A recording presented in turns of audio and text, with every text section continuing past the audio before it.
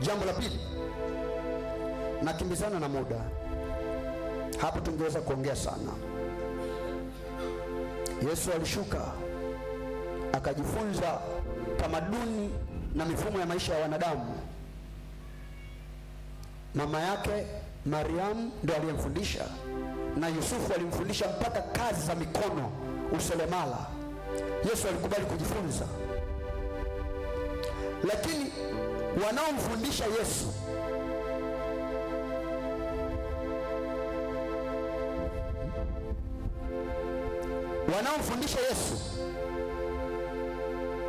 Simoni mzunguka nyuma, kaangalia haya. Wanaomzunguka Yesu ambao wanamfundisha Yesu kuchonga mbao waliumbwa na Yesu. Anasema kwa yeye vitu vyote vilifanyika, na pasipo yeye hakukufanyika chochote kilichofanyika. Maana yake hata Yusufu amefanyika kwa Yesu, lakini Yesu anakubali kujifunza kwa Yusufu. Ni unyenyekevu, ni unyenyekevu. Yesu angeweza kusema, wewe Yusufu, mifupa yako ni mimi nimetengeneza, huwezi kunifundisha mimi kuchonga mbao, nimejifunza kukuchonga wewe ukiwa haupo. Kaa chini, tulia. Kuitwa baba sio sifa, nyamaza. Angeweza kumwambia. Haleluya. Cha pili nimesema, jifunze kusikiliza sauti yako ya ndani, the inner voice,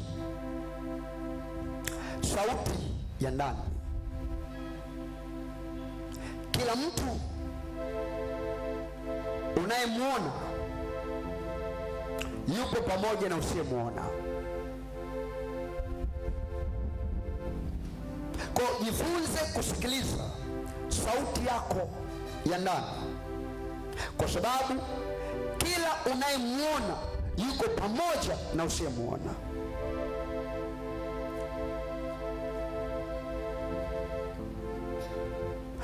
Na yule unayemwona hana information, hana taarifa, anatekeleza taarifa za mwenye taarifa. Ila mwenye taarifa yuko ndani ya unayemwona, lakini haonekani. Huwa anaongea kwa kila kitu, hajawahi kunyamaza, hajawahi kukaa kimya. Haleluya. Shida ni kwamba anapozungumza unachagua vya kusikiliza na vya kutosikiliza. Akikwambia uibe, unaweza kusikiliza. Akikwambia nenda ibadani, hauwezi kusikiliza. Akikwambia ukazini, unaweza kusikiliza. Akikwambia kafanya usafi kanisani, huwezi kusikiliza. Unachagua vya kusikiliza kutoka ndani yake, lakini anaongea kwa vitu vyote, vizuri na vibaya anazungumza. Haleluya. Na unaweza kufikiri ni wewe tu mwenye sauti ya ndani. Hata Mungu anayo sauti ya ndani inayosema kwanza ndani yake kabla hajasema kwenye kinywa chake. Haleluya. Wangapi wananielewa? Lakini mwambie jirani yako, msikilize mtu wako wa ndani. Mwambie kwa sauti kama wewe mchawi. Kama hujamfungia mwenzio mafundo 14, mwambie msikilize mtu wako wa ndani. Msikilize mtu wako wa ndani. Haleluya. Amen. Haleluya. Amen. Mtu wa ndani hakai ndani ya mwili. Mwili unakaa duniani, lakini mtu wa ndani anakaa ulimwenguni. Naweza kukupa mfano kidogo, naweza kanielewa. Simoni, mnenda kule na simu yako, changamka. Hakikisha ipo hewani. Kimbia.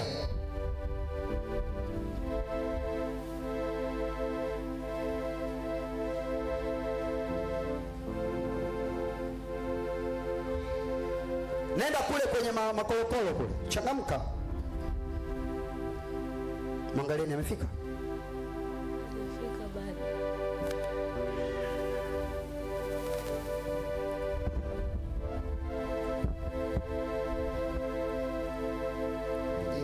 Niambia alipatikane kwa alipatikane.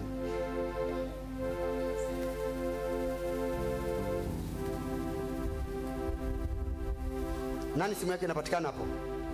Ipo hewani nani? Mkimbizie haraka. Changamka faster. Yaani tuendelee mpaka nilifanye hili zoezi.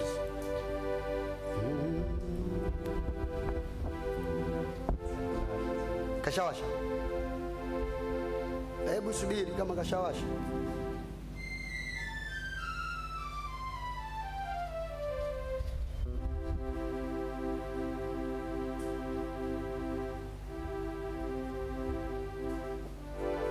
Nenda ushafika mwana.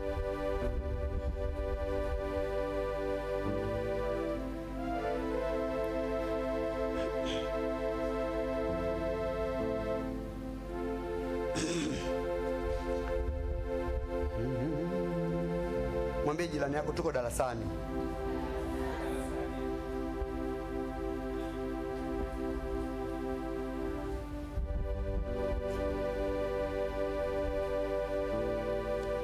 Simon.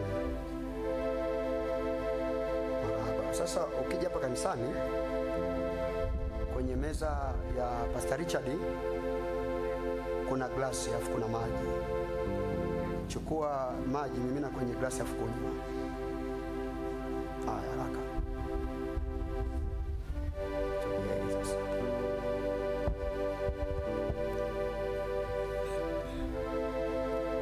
Nataka tujifunze kitu.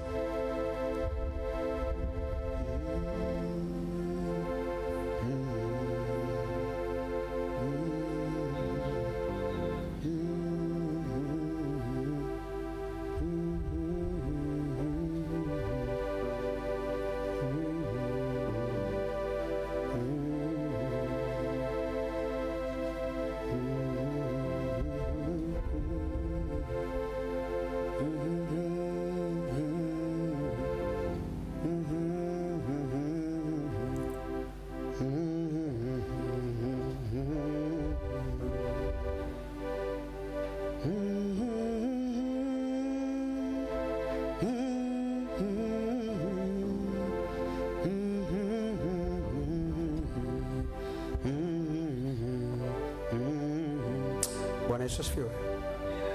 Aliyetambua meza yenye maji ni nani? Ni mimi. Aliyetoa maelekezo ya kunywa maji ni nani? Aliyekunywa maji ametokea wapi? Amepewa maelekezo na nani? Aliyeko ndani. Okay. Kule aliko yeye, mimi ndiko niliko kweko. Huku niliko mimi, yeye ndipo alipo. Tuna mahusiano gani?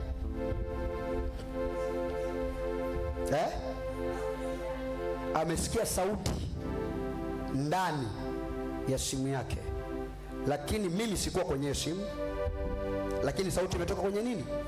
Kwenye simu. Haleluya. Maana yake ni nini?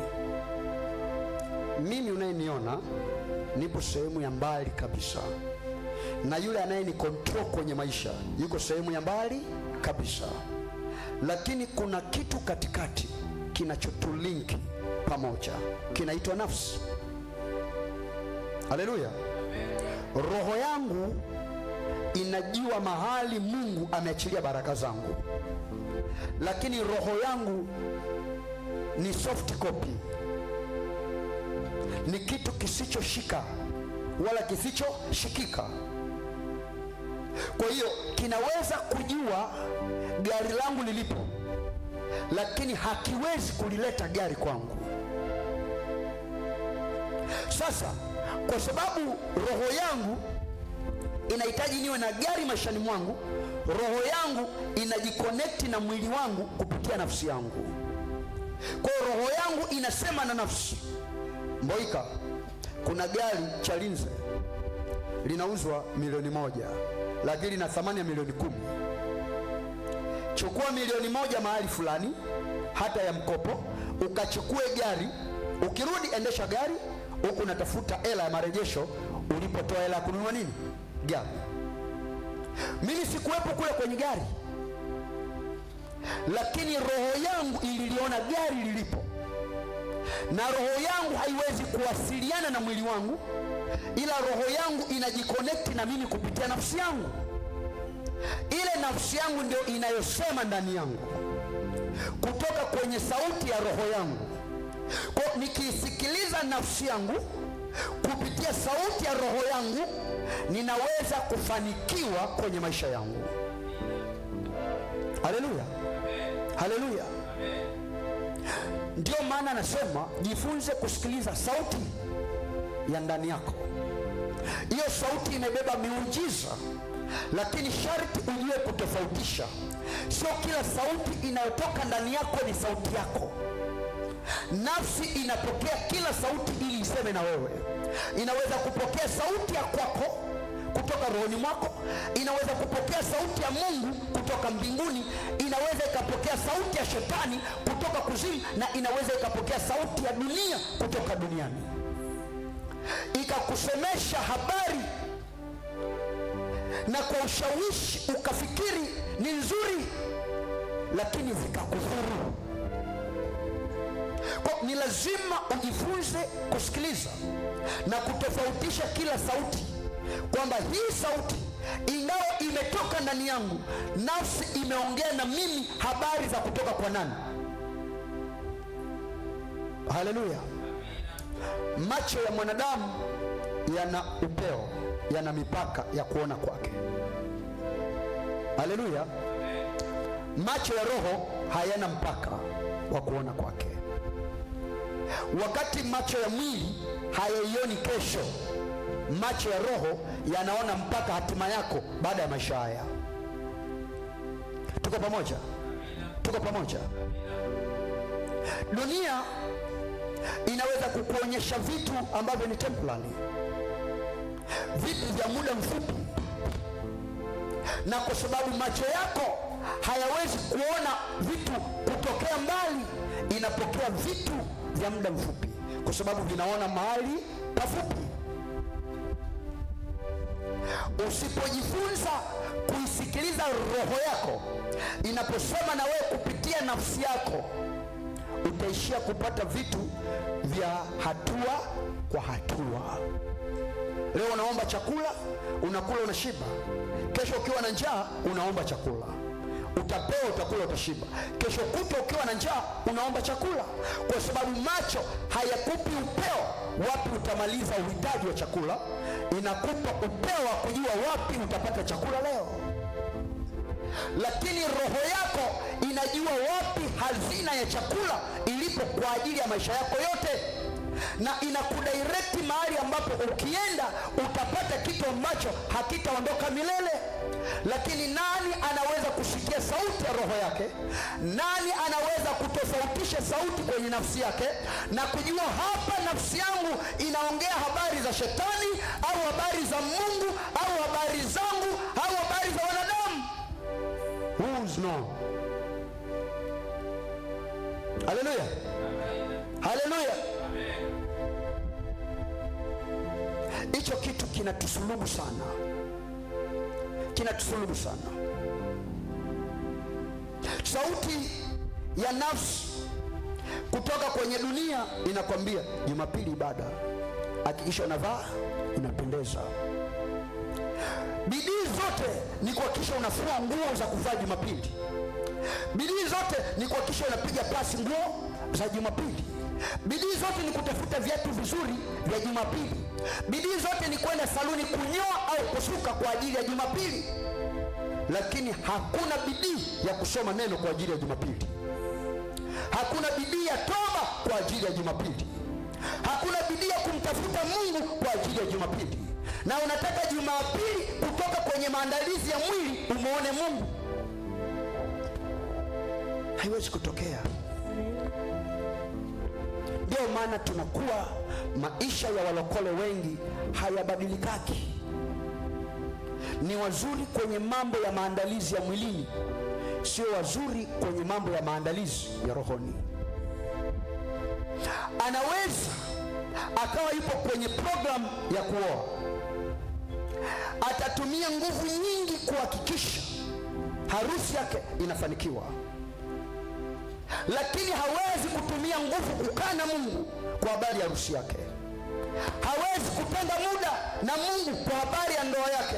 Wanatumia gharama kubwa kufanya sherehe, wanatumia gharama kubwa kufunga ndoa, lakini wanaishi muda mfupi kwenye ndoa. Kwa nini? Walifanya maandalizi ya mwilini, hawakufanya maandalizi ya rohoni. Kumbuka, ndoa sio mwili, ndoa ni roho. Haleluya. Mwili ni sehemu ya kinufaika, yaani mwili wako unanufaika na ndoa yako, lakini ndoa haipo kwa mwili wako. Ndio maana hata kanisa ni bibi harusi wa Kristo. Haleluya. Kristo hana mwili, Yesu ndo alikuwa na mwili. Kristo hana mwili.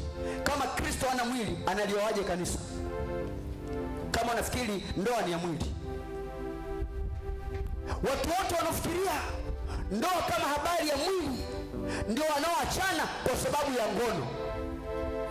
Yaani hata kama mwenzake anaumwa, akimwambia naumwa, ugomvi, mimi ananilazaga mzungu wa nne, mimi. Lawama nyingi ni kuhusu kitanda, sio kuhusu Mungu. Nawaambia kwa sababu tunafanya deliverance, ni mambo ambayo tunakutana nayo. Ndoa nyingi zilizovunjika, chanzo sio maskini, chanzo ni ndani. Kwa nini? Wengi wanafikiri ndoa ni tendo. Tendo ni la ndoa, ndio maana inaitwa tendo la nini? La ndoa. Sio ndoa, ni tendo la ndoa. Maana yake wanaoruhusiwa kulitenda ni wale walio kwenye ndoa. Maana yake kama unalitenda ukiwa kwenye ndoa, ndoa sio hilo tendo. Hilo tendo ni ziada ya ndoa. Ndoa ni nini? Ndoa ni agano. Ndoa sio starehe. Ndoa ni jukumu. Ndoa sio burudani. Ndoa ni wajibu. Wakati unalilia ndoa, muulize Mungu, kwenye ndoa natakiwa kufanya nini? Sio kaingia kwenye ndoa na vigeregere, ukafikiri vigeregere ndio sherehe. Ndugu, watasema mulisema, sasa mtasema mulisema, mbona mmesema? Mulisema, sasa mtasema mulisema, mpaka mtasema.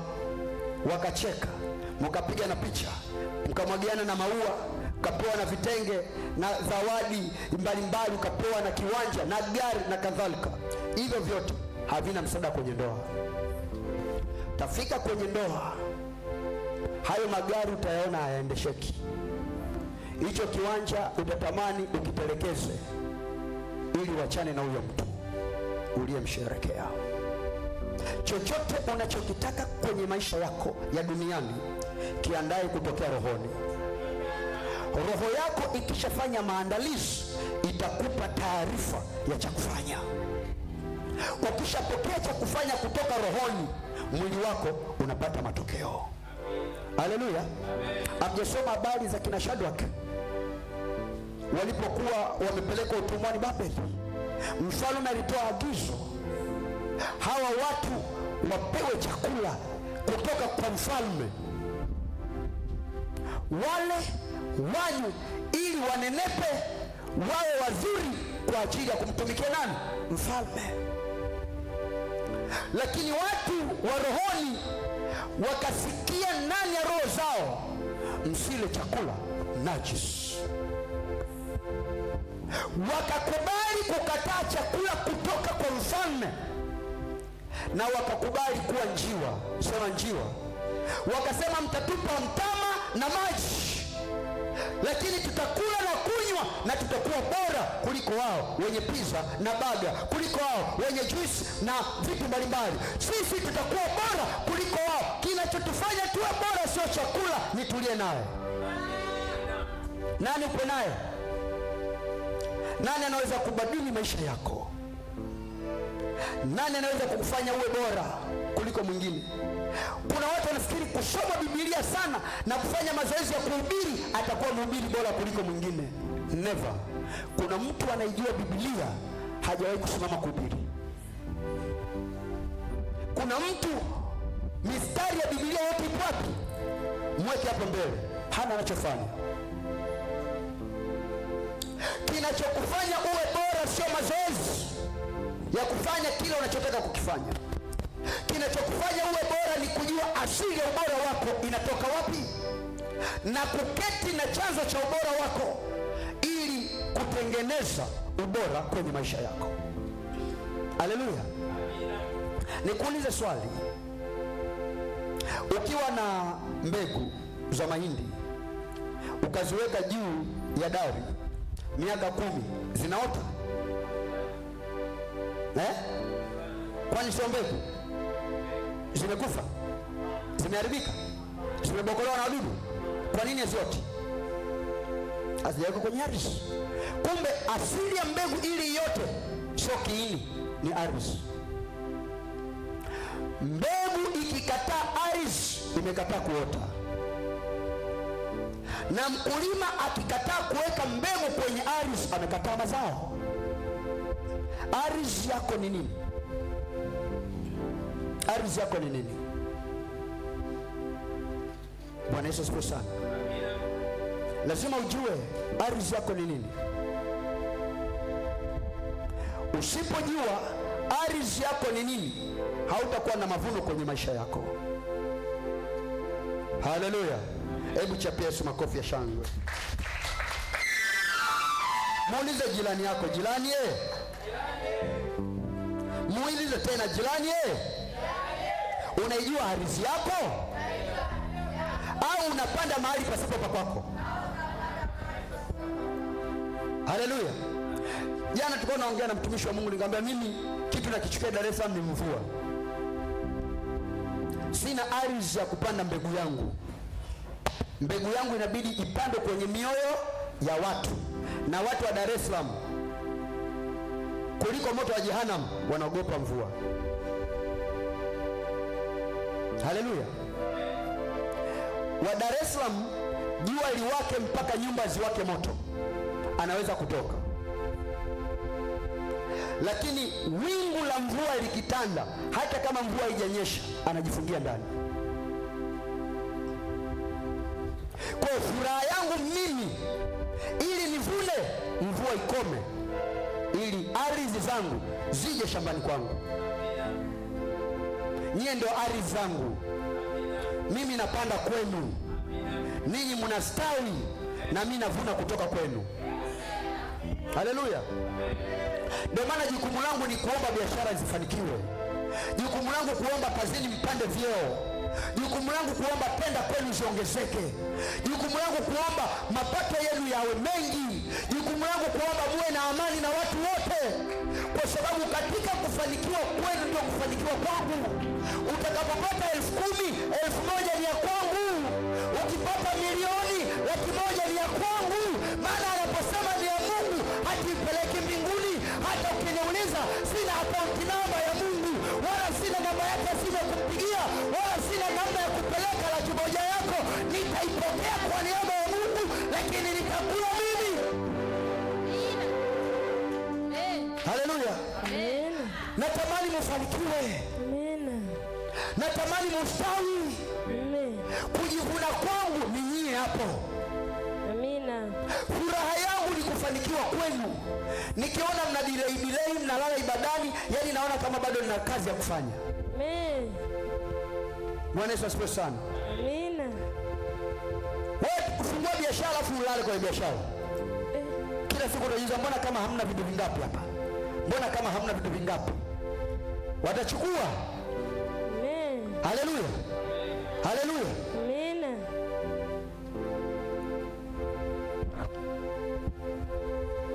Bwana Yesu asifiwe sana. Nani kuanzia leo ataanza kusikiza sauti yake ndani? Haleluya. Mungu akusaidie kwa jina la Yesu. Uweze kusikia sauti ya ndani itokayo kwa Mungu, ambayo ni chanzo cha asili ya maisha yako mwenyewe, na ufanikiwe kufika kwenye makusudi Mungu aliyokuwekea. Katika jina la Yesu. Amen. Tumekuwa na bidii sana. Tumekuwa na mafanikio kidogo sana. Tumekuwa tukijituma sana, lakini tuna matokeo kidogo sana. Sio shetani, sio wachawi. Sisi tumekosa maarifa. Sisi tumekosa maarifa. Yesu alipokuwa anaishiwa nguvu, alikuwa anarudi kwenye chanzo chake mlimani, anatafuta tena nini? Nguvu. Hawaambii wanafunzi wake nishikeni mkono, najiona anaanza kulegea, nishikeni mkono, nguvu zinaniisha. Anajitenga, anaenda kusikiliza ndani kunasema nini kuhusu yeye. Wewe ukishiwa nguvu unafanya nini? Napigia watu simu, yaani siku hizi hata kuomba siwezi, yaani siku hizi nikisoma neno nikianza tu nasinzia. Sasa nasema kabisa nijikabisi kwa Mungu, niombe nilale, najikuta nimeshapitwa na usingizi. Niombeeni. Wewe mjinga kabisa, usitusumbue sisi. Tafuta chanzo chako. Kwa nini mwanzo ulikuwa imara? Nini kilikupa ujasiri wa kusimama na Mungu hata katika wakati mgumu ulionao? Na leo nini kinakufanya uwe dhaifu kwa Mungu kupitia maisha ulionayo? Nini? Ukikaa hapo hutahitaji kuombewa, utabadilika mwenyewe na utabadilisha mambo yako mwenyewe. Bwana Yesu asifiwe sana. Amen. Kwa nini huwezi kusikia sauti yako ya ndani? Niomegesi chuki. Chuki ni kufuli linalofunga milango ya ufahamu ya mtu. Chuki. Ukikasirika, hisia zako zinafanya kazi dhidi ya adui yako, sio dhidi ya maisha yako. Kila wakati ukisikia umemtaja Mboika, moyo wako unapasuka pa. Lakini ukisikia maendeleo, ukisikia kufanikiwa, ukisikia ibada, ukisikia sijui kuna mtu kule kapata jambo gani, kaombewa, kuna muujiza umetokea, hisia zako zimekufa dhidi ya maisha yako mwenyewe na zinaishi juu ya mtu unayemchukia. Kwa hata Mungu akisema unaisikia sauti ya adui. Hivi mshawahi kuona walokole ibadani amekaa kiti hiki na hiki, lakini hata kuambia msalimie jirani yako anamgeukia huko, hampi huyu hapa? Mnalijua hilo? Kuna mtu ndani ya nafsi yake anasema bora niache kuabudu pale kwa sababu ya fulani. Hamjawahi kukutana hivyo vitu? Kuna mtu anasema sitaki kuwa karibu na fulani, atanikwaza ibadani. Haleluya. Na huyu mtu anaweka hayo masharti, anatamani kumwona nani? Labda mzungu. Haleluya. Ukipandikiza chuki kwenye moyo wako, utavuna maumivu kwenye maisha yako. Amina. Biblia inasema moyo wenye furaha ni dawa njema, bali moyo wenye uchungu ukausha mifupa. Ndio maana utaona wanaongoza kwa magonjwa walokole, yaani akikaa nusu saa akiamka mifupa wenyewe nisikia ndio ananyanyuka. Mifupa imekaza. Roho ya chuki, roho ya uchungu. Mimi nimemleta hajatangaza, mimi nimemwambia hajanipa, mimi nimesema hajanisifia, mimi nimetenda hajanishukuru. Chuki. Mimi ndo nilimleta lakini akawa kiongozi, mimi sijakuwa kiongozi. Kama una karama uongozi hauletu kwa mazoea. Uongozi sio mazoea wala urafiki. Haijalishi unajuana na nani, anochagua viongozi ni Mungu. Anasema tiini mamlaka, maana kila mamlaka imewekwa na Mungu. Amina. Hata ukiona mchungaji wako ni shetani, kawekwa na Mungu. Usilaumu sababu mchungaji mwizi, mbona mchungaji mzinzi. Muulize Mungu, kuna sababu gani ukaniweka chini ya huyu mchungaji? Mungu atakwambia sababu, nataka ujue kuna wazinzi. Nikikutoa hapa ukadili na wazinzi. Ukigundua kosa la kiongozi wako sio chanzo cha kuondoka kwako, ndio sababu ya kukaa kwako. Amen. Maana kwa sababu hiyo Mungu amekuleta. Aidha umbadilishe au ujifunze kitu kutoka kwake ukabadilisha nje. Amen. Mungu angeweza kumfanya kila mtu akawa mwema, lakini anahitaji tujifunze kutoka kwake, tujue madhaifu ya wengine, tusimame kwa niaba ya Mungu kuwanyoosha kwa upendo. Kuna wakati mimi mpaka niliweka marufuku, sitaki mtu aniletee lawama. Kila shukuru nakumbuka.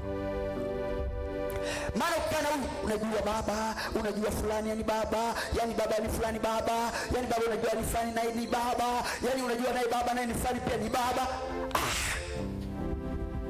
Yani anatoka huyu anakwambia tatizo la yule, akitoka wanapishana njiani, yule anakuja kuambia tatizo anatoka. Sasa unaona nasuluhisha nini? Nikawaambia hivi, hata mkingatana msiniambie. Mmeona ya mazidi, mwambieni baba yenu wa mbinguni, mimi mwenyewe nina mambo yangu yananisumbua. Haleluya. Kanisa haliwezi kwenda, kanisa haliwezi kufanikiwa kama tutakuwa watu wenye chuki. Fulani na fulani hawazungumzi, fulani na fulani wanachukiana, hatuwezi kwenda. Lakini tukifungua moyo, tukawa wasafi moyoni, tutamwona Mungu. Anaposema kumwona Mungu sio kwenda mbinguni, ni Mungu kujifunua kwenye maisha yetu. Heri mwenye moyo safi, maana huyo atamwona Mungu. Moyo safi wapi? Mbinguni.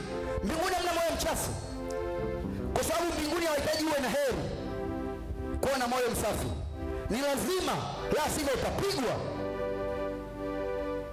Shetani uovu ulipoonekana ndani yake hakuambiwa heri uwe msafi, alipigwa. Mbingu haitaki ujinga, ni sisi wanadamu ndio tunataka uwe heri, tunakubembeleza unyenyekee. Sisi wanadamu, Mungu hakubembelezi, hasa mbinguni. Imeandikwa mbinguni hakutaingia kidhaifu, kinyonge hakiingii wapi? Mbinguni. Sasa Mungu ana shida kukuambia uwe na heri. Hiyo heri ni kwa duniani. Moyo wako uwe safi duniani, na Mungu utamwona hapa hapa wapi? Duniani. Amua kubadilika ndugu yangu, amua kubadilika. Chuki haina matokeo mazuri. Amina. Chuki haina matokeo mazuri. Kuna kipindi mimi nilikuwa naishi kwa chuki, maisha yangu yameharibika. Haleluya. Kuna mtu ambaye nilimweka kwenye ofisi yangu, alitoroka na bajaji mpya haijasajiliwa. Vijana 4 nimewapa pikipiki, wakapotea nazo. Pikipiki zina miezi 2, wakaenda wengine Tanga, wengine Mtwara, wengine wapi. Ndani ya mwezi mmoja bajaji 3 ziliibwa na hazijasajiliwa. Kuzipata ni ngumu, lakini aliyekuwa anasababisha yupo. Nikamwambia Mungu, kama usiponirudishia biashara yangu utajuta. Nilishapanga kama maisha yangu hayatafanikiwa, hata kama waganga walinikataa, yupo atakaye nikubali. Nikifika na mtoa kafara yule jamaa aliyofanya niharibikiwe maisha, alafu nirudi upya. Mungu akaniambia, tangu umeumbwa, ulipotoka kwenye tumbo la mama yako mpaka utakaporudi kwa Mungu, hukuruhusiwa kufanya kazi yoyote isipokuwa kuokoa roho za watu. Kutokea pale nikamsamehe, lakini ilikuwa hata ukitaja jina lake unakuwa adui yangu. Ndani nasikia maumivu mpaka mwili unatetemeka. Unajua nini kilitokea? Si unanena mimi mwembamba, nilikuwa Chikonda. Ukiona hata nikupiga busu. Maisha yanaharibika. Chuki inakula afya, chuki inakula kiroho chako, chuki inaua ushirika wako na Mungu. Kwa nini tusipendane? Kwa nini tusishikamane? Kama nimekukosea niite, haijalishi cheo changu, tengeneza ustaarabu. Hata kama unanitaka tu apostol, niite baba, samahani, mimi ninaomba tuongee jambo kidogo ili mambo yakae vizuri. Ya sawa, niambie. Unajua baba, mimi napenda unavyotufundisha, lakini ile neno ulisemaga lile, unataja walu, mimi sipendi. Naona baba kama vile una promote uzinzi. Naomba baba labda badilishe hapo. Ndio lengo libaki vile vile kukemea uzinzi, lakini usitajitaje walo. Unafikiri nitakuchukia? Sikuchukia. Lakini sasa mchungaji gani? Mna wote walo ndio mchungaji huo. Ndio alichotoa na Mungu. Unajua mimi ndani kinachokuja? Roho kisasi. Tufundishane kwa adabu na upole. Naweza nikakaa kwenye kikao na viongozi, mnanijua mimi ni nani, nikifunua nafasi yangu ya tatu, akai mtu hapa, wewe hivi unafikiri unawaambia ni mbwa? Na yeye ana nafasi yao ya tatu, unajuaje ni wewe utakimbia? Unajuaje ni wewe? Kila mtu akiwa kwenye mazoezi ana uhakika na mazoezi yake, lakini hayatakuwa na uhakika mpaka amekupa majibu kwa mpinzani wako. Kwa usijivune kwa sababu umejifunza sana, jivune baada ya kumshinda aliyejifunza. Usikae mbele za watu wakusema mnanijua mimi hapa ndio askofu, mimi ndio apostle, nikisema nataka iwe, sinichezee mimi, sicheze na Mungu wangu. Mungu wangu nilimuumba mimi. Bwana Yesu asifiwe sana. Washaanza naye kashatoka kwa somo, ajui kuokoa muda huyu, tajua wenyewe.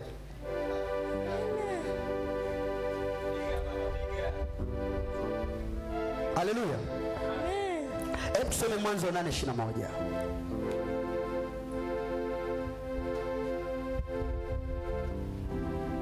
Mwanzo 8:21.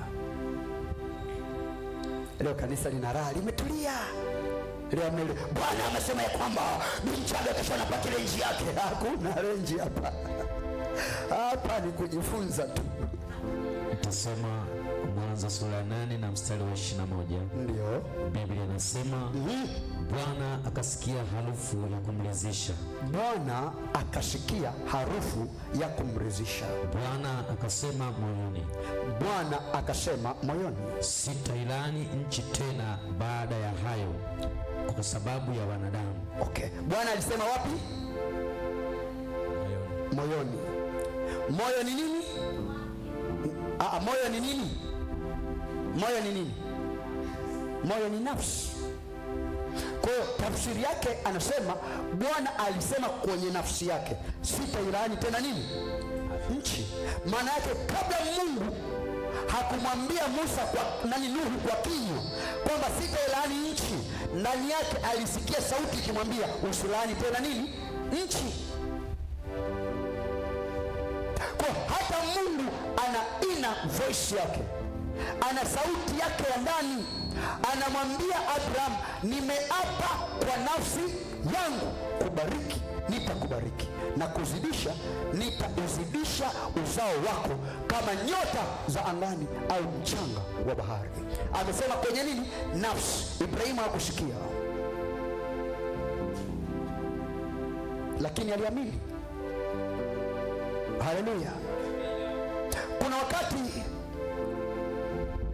unaweza kuwa umetulia sehemu, ndani kunaanza kusema mpigie fulani, amna bwana omba, pigie fulani, amna wewe omba, pigie fulani, omba, pigie fulani. Sasa lazima ujue sauti inayosema mpigie fulani ni ya nani na sauti inayosema omba ni ya nani. Ukishapata tafsiri sahihi, fanya maamuzi sahihi. Hakuna mtu yeyote chochote kinatokea kwake ndani yake hajasikia sauti. Hayupo mpaka wanadamu wakajipa roho mbili. Sema yani nilikuwa nataka niende, roho moja ikaniambia nenda, roho moja sema usiende. Roho moja anambia nenda, roho moja usiende. Unajua kilichotokea? Walioenda wamekufa wote. Amejipa, amekuwa na roho. Roho moja inamwambia nenda, roho moja inamwambia hamna. Mwanadamu mwenye roho mbili, una roho moja ila una sauti nyingi. Sauti gani unasikiliza? Haleluya. Roho wa Mungu ndani yako sio roho wako. Roho wako ni wewe. Sauti gani unasikiliza? Mwingine mume anarudi na